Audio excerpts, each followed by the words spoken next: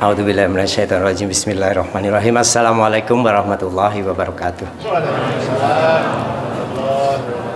Alhamdulillahirabbil alamin. Allahumma shalli ala sayyidina Muhammad wa ala ali sayyidina Muhammad. Berbahagia sekali saya pada malam hari ini bisa hadir di sini. Serasa reuni kalau di sini. Semua teman. Tapi maaf banget saya lama nggak kesini karena waktunya susah.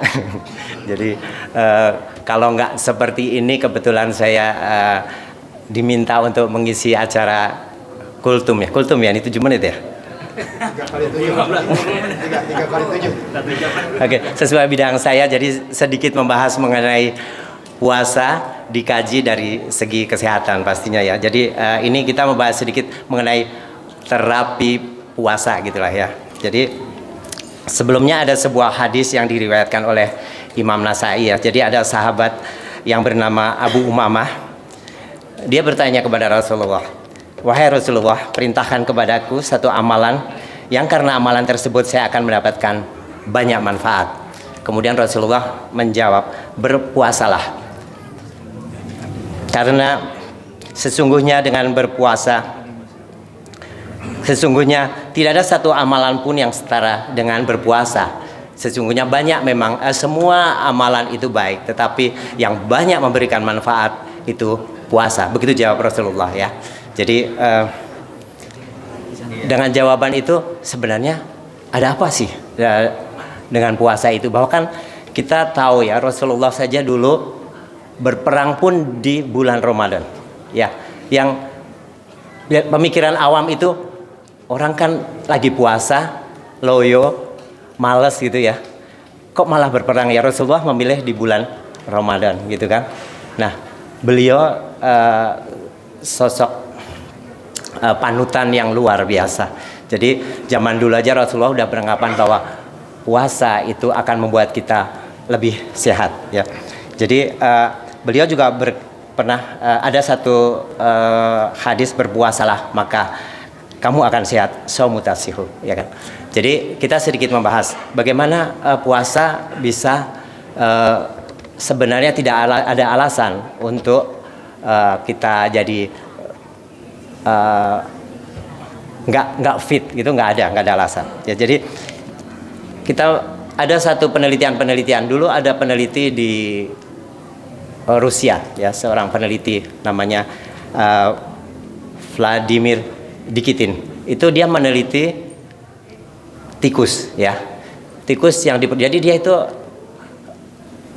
apa ya, tertarik dengan, kalau kita di dalam Islam kan banyak ajaran mengenai puasa ya. Jadi ada puasa Senin Kemis, ada puasa Nabi Daud, ada puasa Syawal, ada puasa tengah bulan Yaumul Bid. Kemudian tidak ada ajaran puasa sebanyak di Islam ya. Di agama lain nggak ada. Itu pasti ada sesuatu kenapa harus puasa gitu ya. Nah, dia meneliti tikus ini diperlakukan dari 4 kelompok gitu ya. Ada yang dipuasakan Senin Kemis, ada yang dipuasakan setiap hari, ada yang dipuasakan sesuai Nabi Daud, ada yang diberi makan sebanyak-banyaknya gitu ya. Ternyata yang umurnya paling panjang itu yang dipuasakan Senin Kemis dan Nabi Daud ya. Yang puasa tiap hari itu sangat kurang gizi ya. Yang dikasih makan tiap hari malah umurnya nggak panjang ya. Kenapa bisa begitu ya kan? Dikasih makan sebanyak-banyaknya malah cepat mati ya. Itu bisa untuk pelajaran buat kita itu kan.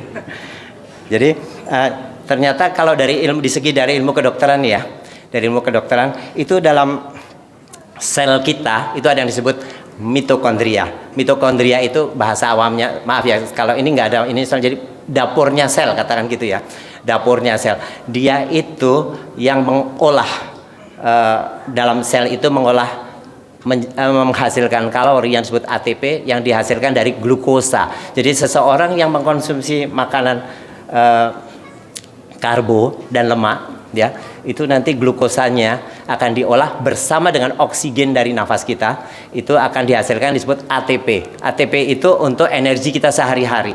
Tetapi selain dihasilkan ATP, ternyata dihasilkan satu yang disebut radikal bebas, yaitu oksidan ya, atau oksigen minus, itu akan merusak sel kita. Jadi kalau terlalu banyak yang diolah di situ, glukosa terlalu banyak, itu akan dihasilkan radikal bebas yang lebih tinggi.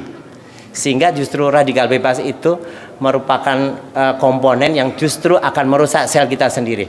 Akibatnya apa? Yaitu akan cepat rusak organ tubuh seluruhnya. Jadi baik dari sistem pembuluh darah maupun organ-organ tubuh, sel-selnya jadi tidak awet dan tidak bisa panjang umur. Itu yang bisa menerangkan kenapa tadi tikus yang diperlakukan, namanya kalau di medis restriksi kalori.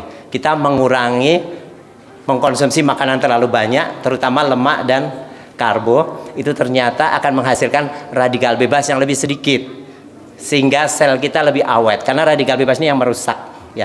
Kita kalau nanti ngomongin tentang ini memang panjang sekali. Nah, setidaknya itu. Jadi gimana puasa bisa menghasilkan radikal bebas yang ini, ada penelitiannya teman saya dulu namanya Dr. Andri Ranityo. Itu beliau putranya Profesor Ali Sulaiman.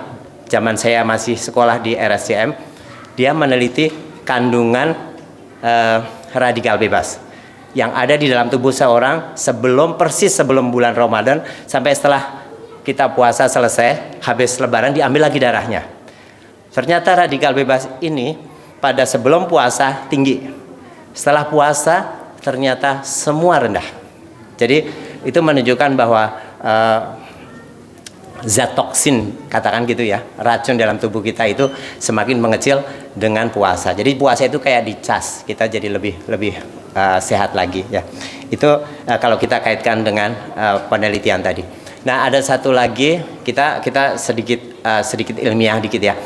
Kalau orang yang habis makan ya, orang habis makan itu akan dihasilkan insulin yang tinggi. Itu namanya, kalau di medis namanya bioavailabilitas. Jadi ada suatu sistem, Allah itu sudah menciptakan suatu sistem yang sangat seimbang. Orang yang makan tuh nggak langsung gulanya tinggi, langsung nggak. Kecuali orang memang sudah ada gangguan metabolisme, orang diabetes, ya itu akan sistemnya ini nggak jalan.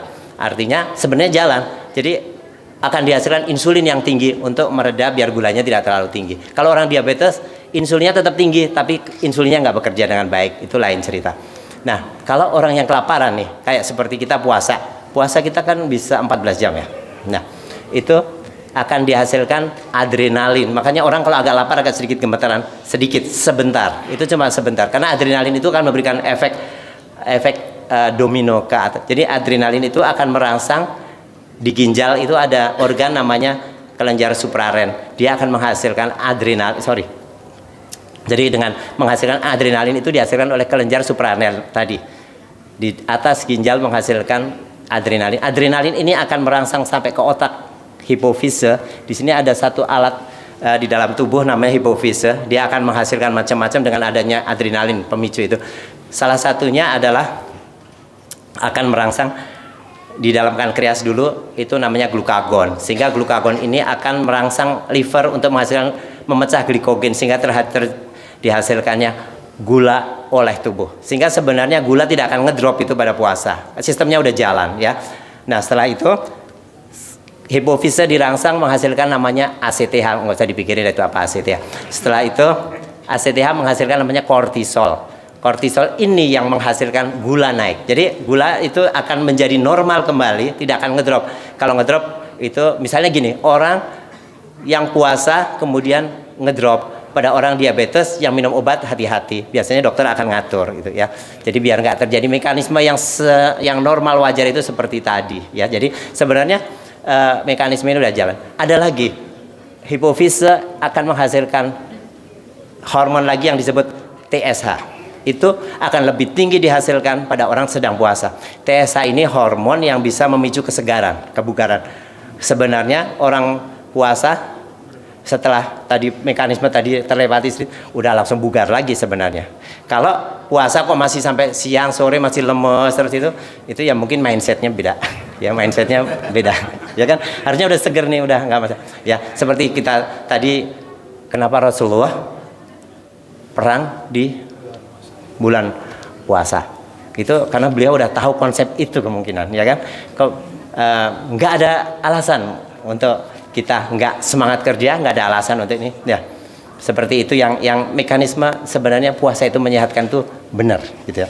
Kemudian peneliti lain itu ada juga sih dulu itu peneliti dari Inggris kalau enggak seorang dokter nih, Dr. Alan Scott namanya itu, dia meneliti mahasiswa-mahasiswa yang mau ujian dipuasain dulu sama yang enggak ya. Itu ternyata hasil ujiannya lebih bagus gitu ya. Itu karena orang yang sedang puasa itu harusnya dengan yang tadi terjadi di otak kita itu akan membuat lebih fokus dan lebih konsentrasi lebih bagus. Kemungkinan itu ya. Jadi, nah sekarang kurang berapa menit?